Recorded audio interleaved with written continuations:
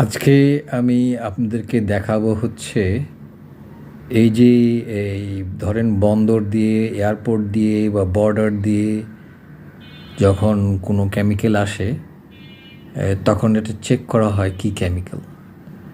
তো ধরেন সোনা তো পানি হিসাবেও আসতে পারে, সোনার পানি, সোনার পাউডার, সাদা পাউডার, খয়েরি রঙের পাউডার, অনেক ধরনের পাউডার হিসাবে আসে।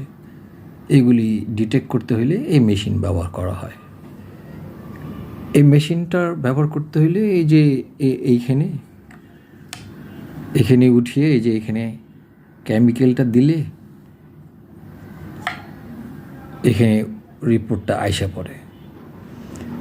তো এটা হচ্ছে হ্যাজার্ড ম্যাটেরিয়াল আইডেন্টিফায়ার।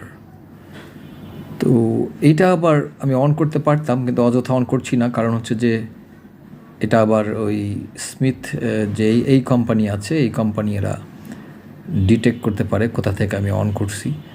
অযথা অন করার আমার প্রয়োজন নাই।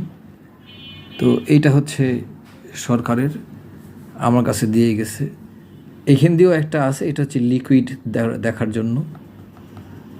লিকুইডের মধ্যে কি ধরনের লিকুইড, এটা যে কী ধরনের ম্যাটেরিয়াল, এটা এখান দিয়ে দেখে। তো এইটা হচ্ছে এই ধরনের জিনিস এই এয়ারপোর্টে, বন্দরে, বর্ডারে এগুলো থাকে। তো এটা আমার কাছে ঠিক করতে দিয়েছে, আজকে 1.5 বছর হয়ে গেল, পড়ে আছে। সরকারের কোনো মাথা ব্যথা নাই, আছে আমার কাছে বলছিল। কিন্তু আমি বলছি যে এরকম তো অনেক বলছেন যে আমাদের তো খুব তাড়াতাড়ি করে ঠিক করে দিতে হবে, সরকারের ক্ষতি হয়ে যাচ্ছে। তো এখন তো ঠিক আছে, ক্ষতি হয়ে যাচ্ছে তো ভালো, তো তাড়াতাড়ি করে বিল দিয়ে এটা নিয়ে যান।